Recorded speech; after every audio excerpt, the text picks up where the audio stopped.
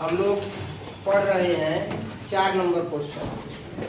4 number question में दिया हुआ है कि एक आव्यूह ए है जो ए आई जे और m बाई n कोटि का है, तो आपको 2 बाई 2 आव्यूह का रचना करना है। कितना?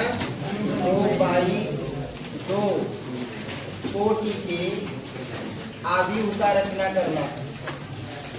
कोटि के आव्यूह का रचना करना है। ध्यान दीजिएगा, अगर हमें 2 बाई 2 कोटि के आव्यूह का रचना करना है तो ऐसी स्थिति में पहला तो कल बता दिए थे। दूसरा क्या है, ध्यान दीजिएगा। दूसरा जो फाइंड आउट करना है वो है ए आई जे, और ए आई जे बराबर क्या है भाई? का आई बटा में जे। हमको चाहिए 2 बाई 2 कोटि का मान, तो लिखेंगे इसलिए 2 बाई 2 कोटि के आव्यूह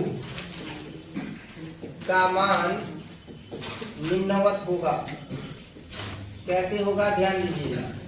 तो अगर 2 बाई 2 कोटि के आव्यूह का मान हम निकाल रहे हैं तो ए बराबर पहला पंक्ति, बोलते रहिएगा, पहला पंक्ति, दूसरा पंक्ति, तीसरा पंक्ति। इस तरीके से हम देख रहे हैं तो m बाई n कोटि 2 बाई 2 मिल गया। 2 गो पंक्ति है और 2 गो क्या है? पंक्ति, और 2 गो क्या है? स्तंभ। मिला कि नहीं मिला? अब अगर 2 गो पंक्ति मिल गया, 2 गो स्तंभ मिल गया तो 2 बाई 2 कोटि का है। अब अगर यह 2 बाई 2 कोटि का है तो इन अवयवों का मान इससे न ज्ञात करना है, तो ज्ञात करेंगे।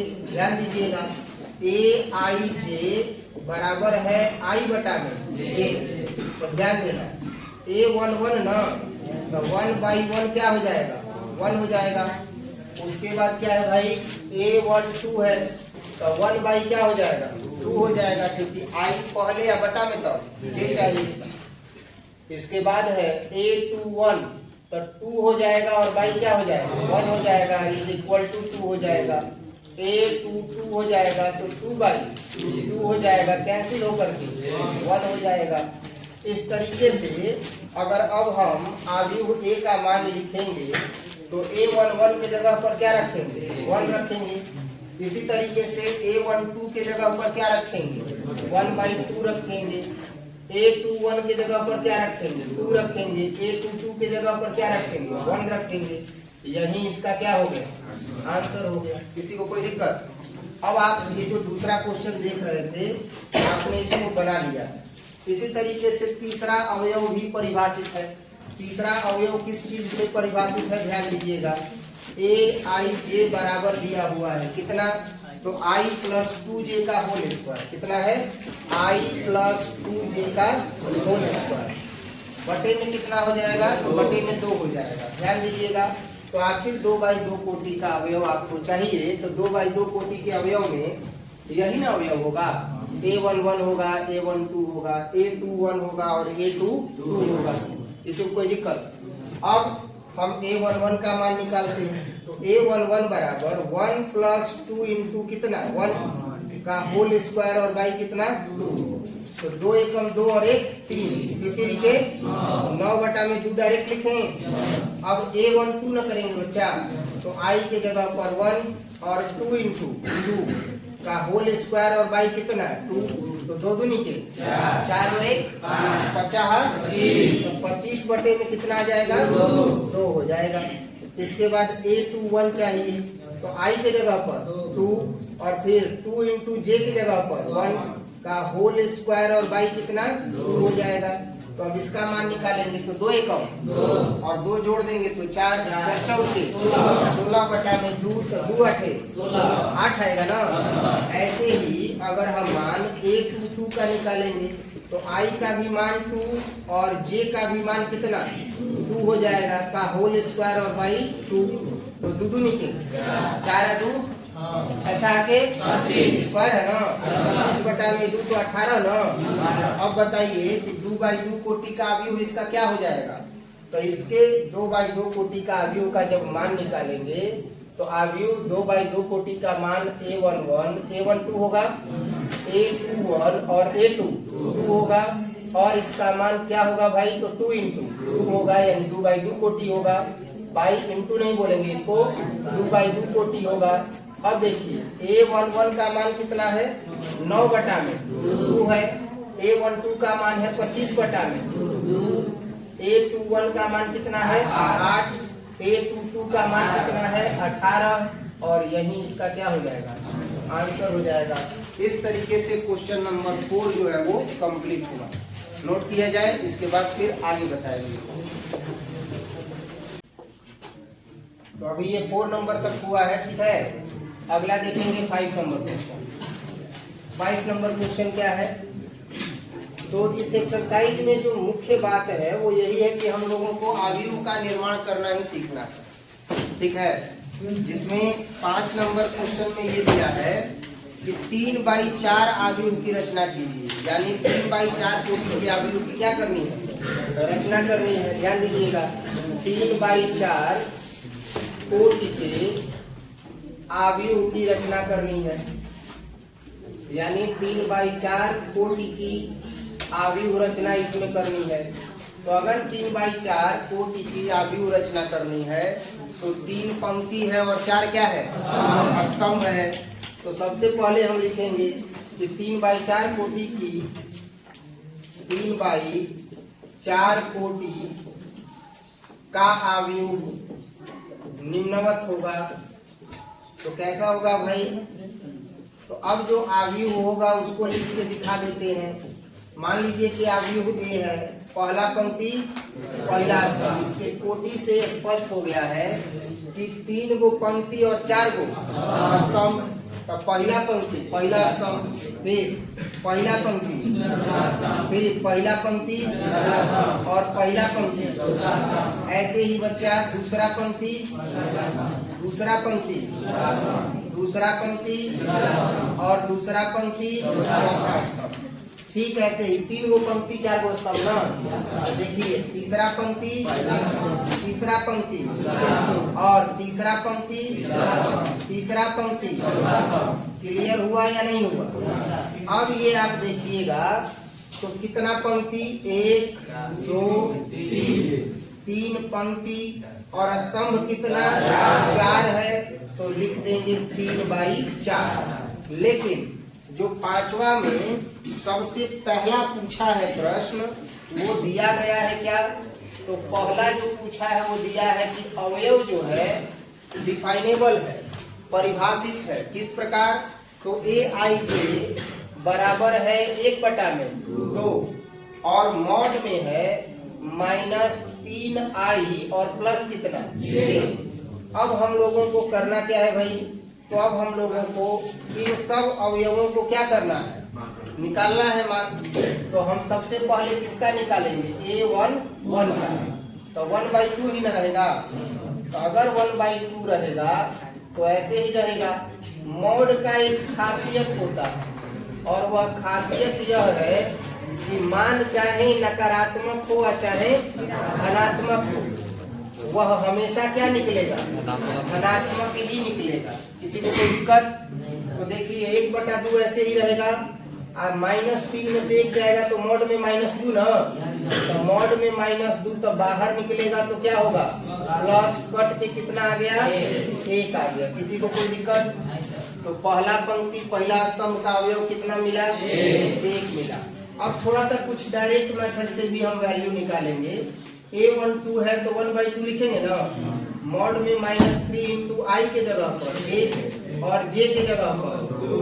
अब आप बताइएगा बच्चा, 3 एकम और ये 2 ना, तो कितना बचा, -1 बाहर निकलेगा मॉड के तो +1, तो 1 मॉड से कोई भी मान अगर बाहर निकलता है तो क्या आता है, प्लस आता है। याद रहेगा हमेशा, ध्यान दीजिएगा।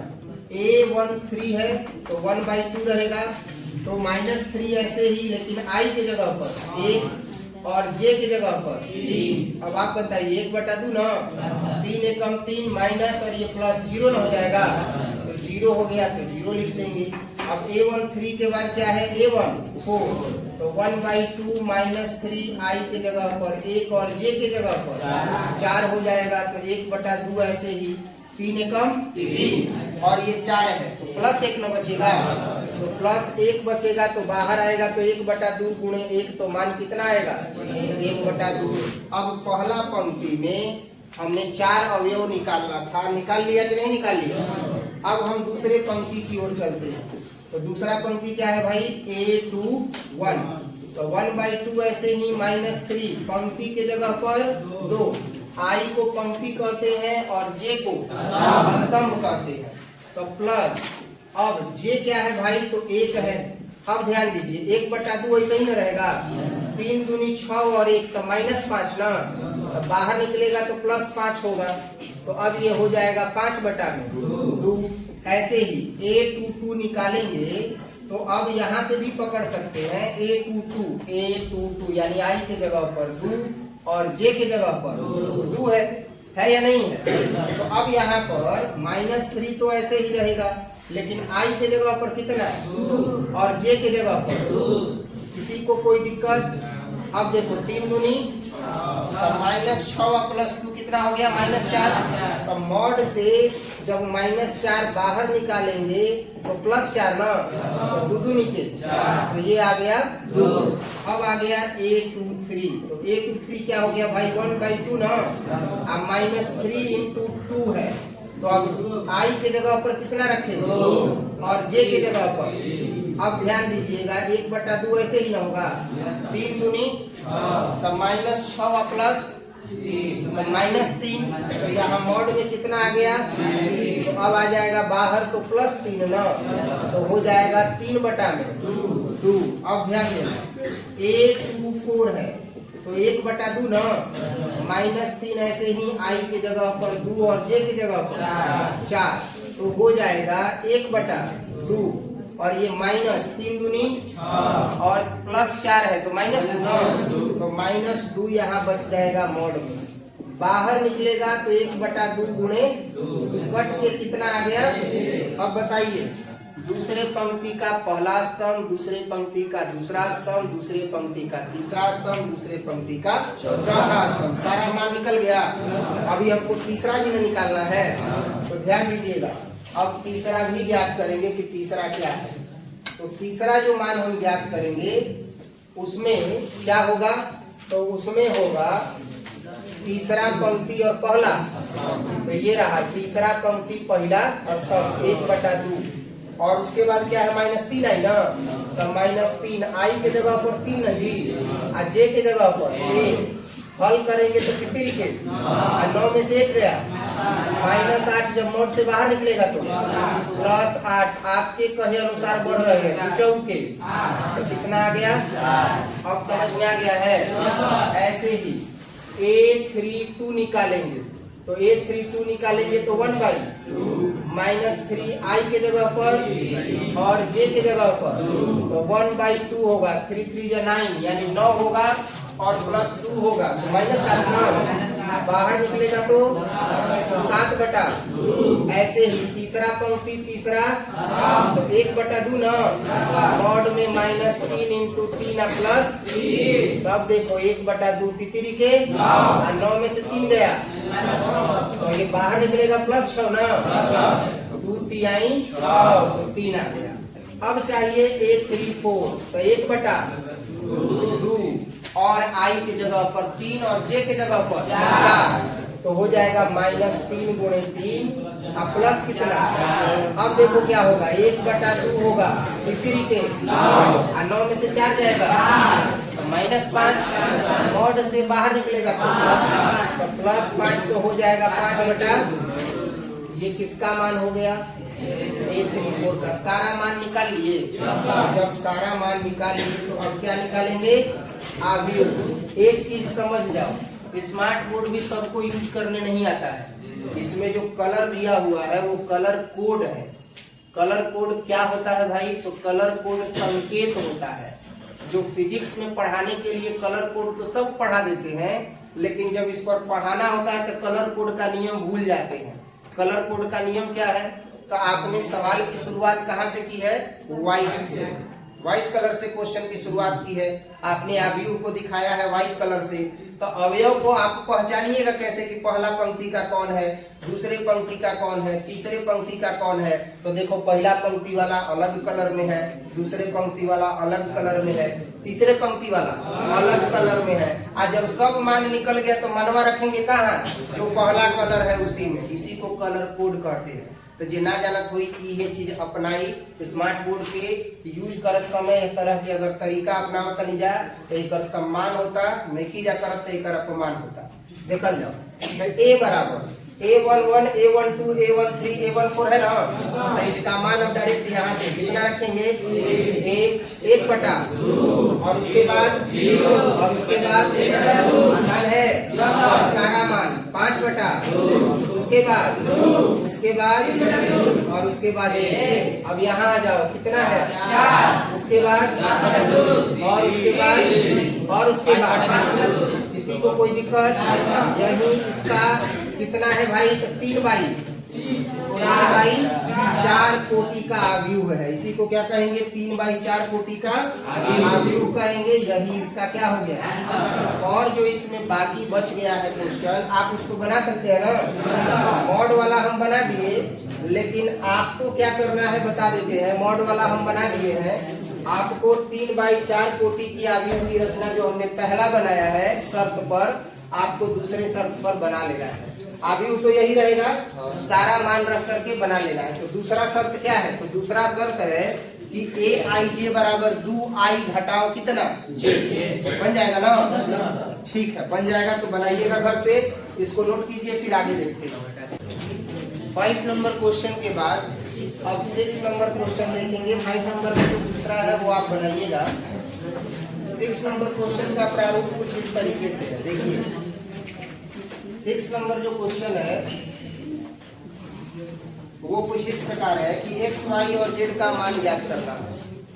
किसका मान ज्ञात करना है, x, y और z का मान ज्ञात करना है। और क्वेश्चन दिया हुआ है सबसे पहला 4, 3, x, 5 और इसका मान बराबर है किसके, तो y, z 1 और 5। क्लियर है। अब देखिए, अगर हम देखें तो दोनों आव्यूह की कोटियां आपस में क्या है, तो लिखेंगे कि दोनों आव्यूह की कोटियां